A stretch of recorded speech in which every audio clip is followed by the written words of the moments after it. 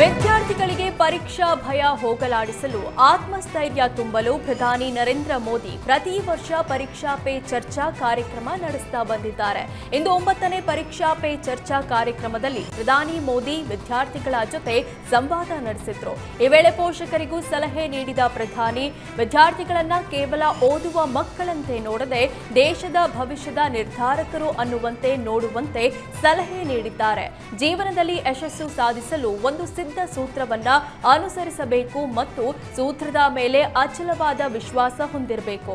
ಇತರರಿಂದ ಸಲಹೆಯನ್ನ ಕೇಳೋದು ತಪ್ಪಲ್ಲ, ಆದರೆ ಅಂತಿಮ ನಿರ್ಧಾರದ ವೇಳೆ ತಮ್ಮ ಮನಸ್ಸಿನ ಮಾತನ್ನ ಕೇಳಬೇಕು ಎನ್ನುವ ಮೂಲಕ ವಿದ್ಯಾರ್ಥಿಗಳಿಗೆ ಆತ್ಮವಿಶ್ವಾಸದಿಂದ ಪರೀಕ್ಷೆ ಎದುರಿಸುವಂತೆ ಸಲಹೆ ನೀಡಿದ್ದಾರೆ.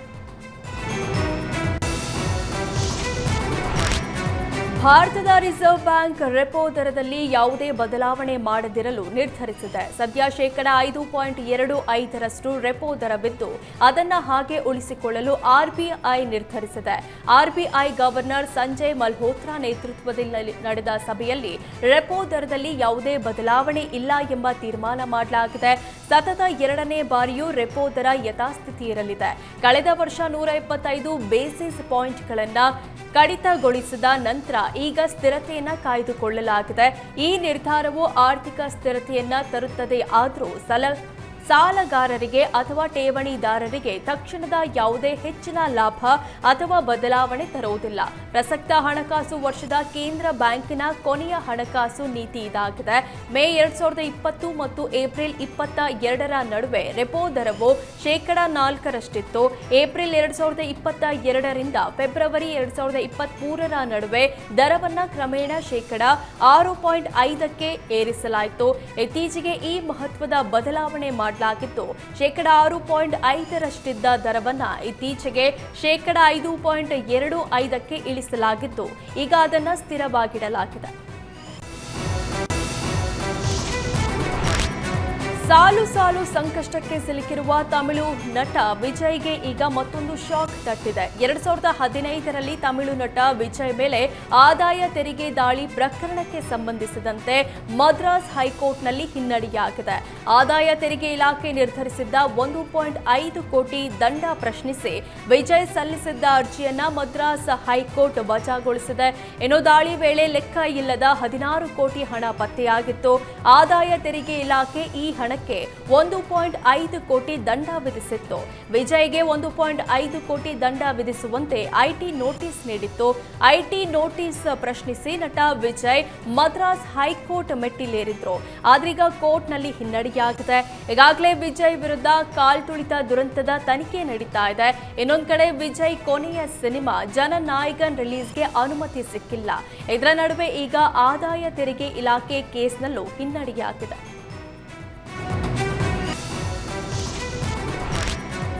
ರಾಜ್ಯದಲ್ಲಿ ಭಾರೀ ಸದ್ದು ಮಾಡಿದ್ದ ದ್ವೇಷ ಭಾಷಣ ಬಿಲ್ ಈಗ ರಾಜ್ಯಪಾಲರ ನಿರ್ದೇಶನದಂತೆ ರಾಷ್ಟ್ರಪತಿಗಳ ಅಂಗಳಕ್ಕೆ ಶಿಫ್ಟ್ ಆಗಿದೆ. ರಾಜ್ಯದ ಮುಖ್ಯ ಕಾರ್ಯದರ್ಶಿ ಶಾಲಿನಿ ರಜನೀಶ್ ಗೃಹ ಸಚಿವಾಲಯಕ್ಕೆ ಪತ್ರ ರವಾನಿಸಿದ್ದಾರೆ. ವಿಧಾನಸಭೆ ಹಾಗೂ ವಿಧಾನ ಪರಿಷತ್ನಲ್ಲಿ ಅಂಗೀಕೃತಗೊಂಡಿದ್ದ ದ್ವೇಷ ಭಾಷಣ ಮಸೂದೆಗೆ ಸಂಬಂಧಿಸಿ ರಾಜ್ಯಪಾಲರು ಸಹಿ ನಿರಾಕರಿಸಿದ್ದು ಅದೀಗ ರಾಷ್ಟ್ರಪತಿಗಳಿಗೆ ವರ್ಗಾವಣೆಯಾಗಿದೆ. ಮಸೂದೆ ರಾಷ್ಟ್ರಪತಿಗಳಿಗೆ ವರ್ಗಾವಣೆಗೊಂಡಿರೋದ್ರಿಂದ ರಾಜ್ಯ ಮತ್ತು ರಾಷ್ಟ್ರ ಮಟ್ಟದಲ್ಲಿ ಮತ್ತಷ್ಟು ಚರ್ಚೆಗೆ ಗ್ರಾಸವಾಗಿದೆ. ಮುಂದೆ ರಾಷ್ಟ್ರಪತಿಗಳು ಯಾವ ನಿರ್ಧಾರ ಕೈಗೊಳ್ಳಬಹುದು ಎಂಬ ಕುತೂಹಲ ಹೆಚ್ಚಾಗಿದೆ. ಅಧಿವೇಶನ ಮುಗಿದ ಬೆನ್ನಲ್ಲೇ ಮತ್ತೆ ರಾಜ್ಯ ಕಾಂಗ್ರೆಸ್ನಲ್ಲಿ ಪವರ್ ಗೇಮ್ ಶುರುವಾಗಿದೆ. ನಿನ್ನೆ ಡಿಕೆ ಶಿವಕುಮಾರ್ ಸಿಎಂ ಆಗಲಿ ಅಂತ ಶಾಸಕ ಶಿವಗಂಗಾ ಬಸವರಾಜ್ ಹೇಳಿದ್ರು. ಆದರೆ ಇಂದು ಯತೀಂದ್ರ ಸಿದ್ದರಾಮಯ್ಯ ಅಧಿಕಾರ ಹಂಚಿಕೆ ಸಂಘರ್ಷಕ್ಕೆ ಸ್ಫೋಟಕ ಟ್ವಿಸ್ಟ್ ಕೊಟ್ಟಿದ್ದಾರೆ. 5 ವರ್ಷ ನಮ್ಮ ತಂದೆಯವರೇ ಸಿಎಂ ಆಗಿರ್ತಾರೆ, ಇದು ಈಗಾಗಲೇ ತೀರ್ಮಾನವಾದ ವಿಷಯ. ಈ ಬಗ್ಗೆ ಹೈಕಮಾಂಡ್ ನಮ್ಮ ತಂದೆಗೆ ಗ್ರೀನ್ ಸಿಗ್ನಲ್ ಕೊಟ್ಟಿದೆ. ಕೆಲವರು ನಾಯಕತ್ವ ಬದಲಾವಣೆ ಬಗ್ಗೆ ಪ್ರಯತ್ನ ಮಾಡಿದ್ರು. ಆ ಪ್ರಯತ್ನಕ್ಕೆ ಹೈಕಮಾಂಡ್ ಸೊಪ್ಪು ಹಾಕಿಲ್ಲ. ನಮ್ಮಲ್ಲಿ ಈಗ ಯಾವ ಗೊಂದಲಗಳು ಇಲ್ಲ ಅಂತ ಯತೀಂದ್ರ ಸಿದ್ದರಾಮಯ್ಯ ಹೇಳಿದ್ದಾರೆ.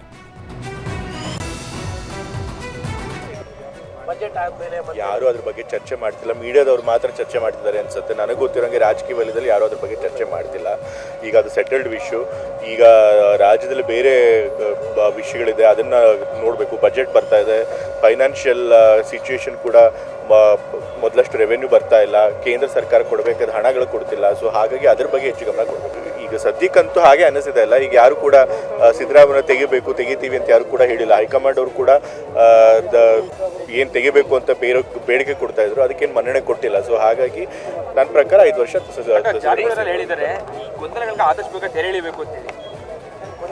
ನನ್ನ ಪ್ರಕಾರ ಏನು ಗೊಂದಲ ಇಲ್ಲ.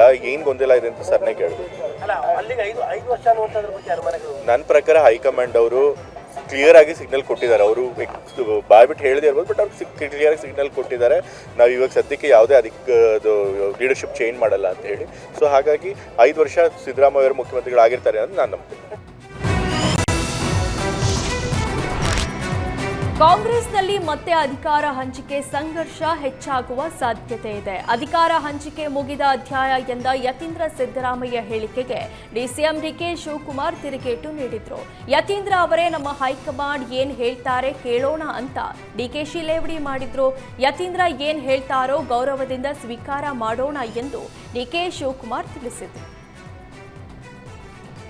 ಅಂದ್ರೆ ನೀವು ನೋಡಿದ್ರೆ ಎಲ್ಲ ಸರಿ ಇದೆ ಅಂತ ಸಿದ್ದರಾಮಯ್ಯ ಮತ್ತು ಮುಂದಿನ 5 ವರ್ಷನೂ ನನ್ನ ತಂದೆನೇ CM.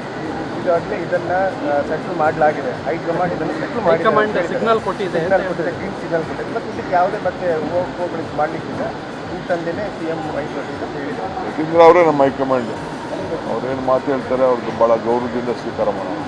ಅಂದರೆ ನೀವು ನೋಡಿದ್ರೆ ಎಲ್ಲ ಸರಿ ಇದೆ ಅಂತ ಹೇಳ್ಕೊಂಡೇ ಬರ್ತಾ ಇದ್ದಾರೆ. ಆದರೆ ಅವರು 5 ವರ್ಷನೇ CM ಅಂತ. ಆಯ್ತಪ್ಪ, ಅವ್ರು ಹೇಳಿದ್ಮೇಲೆ ಅವ್ರ ಹೈಕಮಾಂಡ್ ಹೇಳಿದ್ಮೇಲೆ ಅವರೇ ಎತ್ತಿಂದ್ರೇ ಈಗ ಹೈಕಮಾಂಡ್ ಅಂತ ನಾವು ಸ್ವೀಕಾರ ಮಾಡೋಣ. ನಡೀವಿ ಈಗ ಬಸವರಾಜ್ ಅವರು ಈಗ ಅಲ್ಲಿ ಅವ್ರು ಹೇಳ್ತಾ ಇರುವಂಥದ್ದು ಏನು ಒಪ್ಪಂದ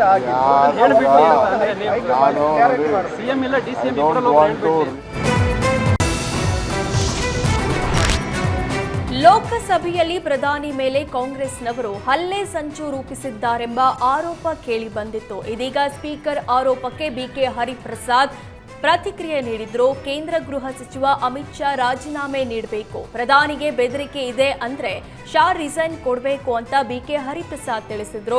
ಭದ್ರತಾ ಲೋಪವಿದ್ರೆ ಅದಕ್ಕೆ ಕೇಂದ್ರ ಗೃಹ ಸಚಿವ ಅಮಿತ್ ಶಾ ನೇರ ಕಾರಣರಾಗ್ತಾರೆ. ಹಾಗಾಗಿ ಅಮಿತ್ ಶಾ ರಾಜೀನಾಮೆ ನೀಡಬೇಕೆಂದು ಬಿಕೆ ಹರಿಪ್ರಸಾದ್ ಆಗ್ರಹಿಸಿದ್ರು. ಸ್ಪೀಕರ್ ಅವರು ಅಧಿಕೃತವಾಗಿ ಹೇಳಿರ್ತಕ್ಕಂಥದ್ದು ನೋಡಿದಾಗ ತತ್ಕ್ಷಣವೇ ಅಮಿತ್ ಶಾ ಅವರು ರಾಜೀನಾಮೆ ಕೊಡಬೇಕು. ಪ್ರಧಾನಮಂತ್ರಿಗೆ ಅವರ ಮನೆ ಒಳಗಡೆನೇ ಥ್ರೆಟ್ ಇದೆ ಅಂದಾಗ ತತ್ಕ್ಷಣವೇ ಅಮಿತ್ ಶಾ ಅವರು ರಾಜೀನಾಮೆ ಕೊಡಬೇಕು. ಅದು ಇವರು ಆವಾಗ ಹೇಳ್ತಾ ಇರ್ತಾರೆ, ಇವರ ವಿರುದ್ಧ ಯಾವುದೇ ಹೇಳಿಕೆಗಳಿಗೆ ಅವಕಾಶಗಳು ಮಾಡಿಕೊಡೋದಿಲ್ಲ. ಇವ್ರ ವಿರುದ್ಧ ಏನಾದರೂ ಬಂದರೆ ಅದನ್ನು ಮರೆಮಾಚಲಿಕ್ಕೆ ಅದರ ವಿರುದ್ಧ ಯಾವ ರೀತಿ ಕ್ರಮ ತೆಗೆದುಕೊಳ್ಬೇಕು ಅದನ್ನೆಲ್ಲವೂ ಸಹ ಮಾಡ್ತಾರೆ. ಸ್ಪೀಕರ್ ಚಾಮರಾಜನಗರದಲ್ಲಿ ಗನ್ ತೋರಿಸಿ ಉದ್ಯಮಿಗಳಿಗೆ ಬೆದರಿಕೆ ಹಾಕಲಾಗಿದೆ ಎಂಬ ಆರೋಪ ಕೇಳಿ ಬಂದಿದೆ. ಕೇರಳ ಮೂಲದ ಕ್ಲಿಪ್ಪಿ ಎಂಬಾತ ಕ್ರಷರ್ ಪಾರ್ಟ್ನರ್ಶಿಪ್ ವಿಚಾರಕ್ಕೆ ಗನ್ ತೋರಿಸಿ ಜೀವ ಬೆದರಿಕೆ ಹಾಕಿದ್ದಾನಂತೆ. 2016ರಲ್ಲಿ ಸೋಮಶೇಖರ್ ಹಾಗೂ ಕ್ಲಿಪ್ಪಿ ಕ್ರಷರ್ ಆರಂಭಿಸಿದ್ರು. ನಂತರ ಕ್ರಷರ್ನಲ್ಲಿ ಲಾಸ್ ಆಗಿದೆ ಅಂತ ಕೇರಳ ಮೂಲದ ಕ್ಲಿಪ್ಪಿ ಸೋಮಶೇಖರ್ಗೆ ತೋರಿಸಿದ್ದ. ಇದಾದ ಬಳಿಕ ಇಬ್ಬರ ನಡುವಿನ ಪಾರ್ಟ್ನರ್ಶಿಪ್ ಮುರಿದು ಬಿದ್ದಿತ್ತು. ಇದಾದ ಬಳಿಕ ಇಬ್ಬರು ಉದ್ಯಮಿಗಳು ಕೋರ್ಟ್ ಮೆಟ್ಟಿಲೇರಿದ್ರು. ಕೋರ್ಟ್ನಲ್ಲಿ ಇಬ್ಬರಿಗೆ ತೀವ್ರ ಹಿನ್ನಡೆಯಾಗಿತ್ತು. ಕೋರ್ಟ್ನಲ್ಲಿ ಜಾಗದ ಮಾಲಕಿ ನೀತು ಪರ ತೀರ್ಪು ಬಂದಿತ್ತು. ಆದ್ರೆ ಈಗ ಜಾಗದ ಮಾಲೀಕರು ಕ್ರಷರ್ ನಡೆಸಲು ಅನುಮತಿ ಕೇಳಿದ್ರು. ಕೇರಳ ಮೂಲದ ಕ್ಲಿಪ್ಪಿ ಅನುಮತಿ ಕೊಡದೆ ಕ್ರಷರ್ ಗೇಟಿಗೆ ಅಡ್ಡಲಾಗಿ ಕ್ಯಾರವಾನ್ ನಿಲ್ಲಿಸಿದ್ದಾನಂತೆ. ಸ್ಥಳದಲ್ಲಿ ಬಿಗುವಿನ ವಾತಾವರಣ ನಿರ್ಮಾಣವಾಗಿದ್ದು ಪೊಲೀಸರು ಸ್ಥಳದಲ್ಲೇ ಬೀಡು ಬಿಟ್ಟಿದ್ದಾರೆ. ಬೆಂಗಳೂರಲ್ಲಿ ಜಲಮಂಡಳಿ ಬೆನ್ನಲ್ಲೇ ಜಿಬಿಎ ಅಧಿಕಾರಿಗಳ ನಿರ್ಲಕ್ಷ್ಯಕ್ಕೆ ವಿದ್ಯಾರ್ಥಿಯೋರ್ವ ಚರಂಡಿಗೆ ಬಿದ್ದಿದ್ದಾನೆ. ಸರ್ವಜ್ಞ ನಗರದ ಗೋವಿಂದಪುರದಲ್ಲಿ ಓಪನ್ ಸ್ಲ್ಯಾಬ್ಗೆ 1ನೇ ತರಗತಿ ವಿದ್ಯಾರ್ಥಿ ಜಾರಿ ಬಿದ್ದಿದ್ದಾನೆ. ಬಾಲಕನನ್ನ ರಕ್ಷಿಸಿದ ಸ್ಥಳೀಯರು ಜಿಬಿಎ ವಿರುದ್ಧ ಆಕ್ರೋಶ ವ್ಯಕ್ತಪಡಿಸಿದ್ರು. ಚರಂಡಿ ಓಪನ್ ಇದ್ರೂ ಮುನ್ನೆಚ್ಚರಿಕೆ ಕ್ರಮ ಕೈಗೊಳ್ಳದ ಜಿಬಿಎ ಅಧಿಕಾರಿಗಳ ವಿರುದ್ಧ ಸ್ಥಳೀಯರು ಕಿಡಿಕಾರ್ತಿದ್ದಾರೆ. ಚರಂಡಿ ಕಾಮಗಾರಿಗೆ ಕಬ್ಬಿಣದ ರಾಡ್ಗಳನ್ನ ಹಾಕಿದ್ದಾರೆ. ಅಪ್ಪಿತಪ್ಪಿ ಬಾಲಕ ಕಬ್ಬಿಣದ ರಾಡ್ಗಳ ಮೇಲೆ ಬಿದ್ದಿದ್ರೆ ಏನ್ ಗತಿ ಅಂತ ಸ್ಥಳೀಯರು ವಾಗ್ದಾಳಿ ನಡೆಸಿದರು. ಕೈಯಲ್ಲಿ ಕಸ ಗುಡಿಸುತ್ತಿದ್ದ ಪೌರ ಕಾರ್ಮಿಕರಿಗೆ ಜಿಬಿಎ ಗುಡ್ ನ್ಯೂಸ್ ಕೊಟ್ಟಿದೆ. 33 ಸ್ಟ್ರೀಟ್ ಸ್ವೀಪಿಂಗ್ ಮಷಿನ್ಗಳನ್ನು ಖರೀದಿಸಿರುವ ಜಿಬಿಎ ಉತ್ತರ ನಗರ ಪಾಲಿಕೆ ಪಾರಂಪರಿಕ ಕಸ ಗುಡಿಸುವ ಕೆಲಸಕ್ಕೆ ಇತಿಶ್ರೀ ಹಾಡಲಿದೆ. 50 ಲೀಟರ್ ಶೇಖರಣೆ ಹೊಂದಿರುವ ಯಂತ್ರವು ಪೌರ ಕಾರ್ಮಿಕರ ಶ್ರಮ, ಸಮಯ ಉಳಿತಾಯವಾಗಿ ಕೆಲಸವು ವೇಗವಾಗಿ ಆಗುತ್ತೆ. ಮೊದಲೆಲ್ಲ ಪೊರಕೆಯಲ್ಲಿ ಕಸ ಗುಡಿಸಿ ಕಸವನ್ನ ಒಂದು ಕಡೆ ಗುಡ್ಡೆ ಹಾಕಿ ಅದನ್ನ ಡಸ್ಟ್ ಬಿನ್ಗೆ ಹಾಕಬೇಕಿತ್ತು. ಆದ್ರೀಗ ಸುಲಭವಾಗಿ ಕಸ ಗುಡಿಸಬಹುದು. ಸಿಲಿಕಾನ್ ಸಿಟಿಯಲ್ಲಿ ನಡು ರಸ್ತೆಯಲ್ಲಿ ಯುವತಿ ಸೈಕಲ್ ಓಡಿಸುತ್ತಲೇ ಹೈಡ್ರಾಮಾ ಮಾಡಿದ್ದಾಳೆ. ರಸ್ತೆಯುದ್ದಕ್ಕೂ ಸೈಕಲ್ ಓಡಿಸಿಕೊಂಡು ಕಿರುಚಾಡ್ತಾ ಹುಚ್ಚಾಟ ಮೆರೆದಿದ್ದಾಳೆ.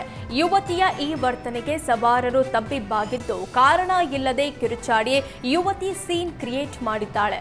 ಯುವತಿ ವರ್ತನೆಯಿಂದ ಬೇಸತ್ತ ಕಾರು ಚಾಲಕ ಎಕ್ಸ್ನಲ್ಲಿ ವಿಡಿಯೋ ಹಾಕಿ ಅನ್ಯ ರಾಜ್ಯದ ಇಂಥವರಿಗೆ ಗೇಟ್ ಪಾಸ್ ಕೊಡಿ ಅಂತ ಆಕ್ರೋಶ ವ್ಯಕ್ತಪಡಿಸಿದ್ದಾರೆ.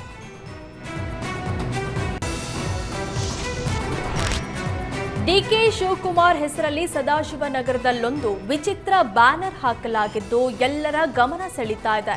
ಮಂಜುನಾಥ್ ಎಂಬ ವ್ಯಕ್ತಿ ಏಸುವಿನ ಹೆಸರಲ್ಲಿ ಬ್ಯಾನರ್ ಹಾಕಿದ್ದು, ಡಿಕೆ ಶಿವಕುಮಾರ್, ನೀನು ನನ್ನನ್ನ ಕೇಳಿಕೊಂಡ್ರೆ ಮುಖ್ಯಮಂತ್ರಿಯನ್ನಾಗಿ ಮಾಡ್ತೇನೆ, ನಾನೇ ದೇವರು, ಆದಿ ಅಂತ್ಯ, ನನ್ನಿಂದಲೇ ಸ್ವರ್ಗ ಅಂತ ಬೈಬಲ್ನ ಪ್ರಾರ್ಥನೆ ಅಂಶಗಳನ್ನ ಉಲ್ಲೇಖಿಸಿ ಸದಾಶಿವನಗರದ ಪಾರ್ಕ್ಗಳ ಬಳಿ ಬ್ಯಾನರ್ ಅಳವಡಿಸಲಾಗಿದೆ. ಈ ಬ್ಯಾನರ್ ಸಾರ್ವಜನಿಕರ ಗಮನ ಸೆಳೀತಾ ಇದೆ, ಜೊತೆಗೆ ಸಾರ್ವಜನಿಕವಾಗಿ ಹಾಸ್ಯಕ್ಕೆ ಗುರಿಯಾಗಿದೆ.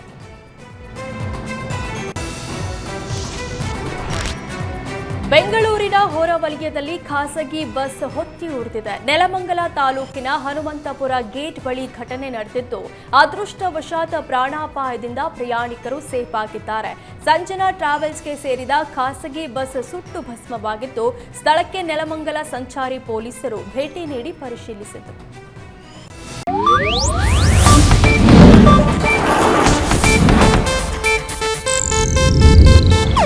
ಇದು ಏಷ್ಯಾನೆಟ್ ನ್ಯೂಸ್ ನೆಟ್ವರ್ಕ್ ಪ್ರಸ್ತುತಿ.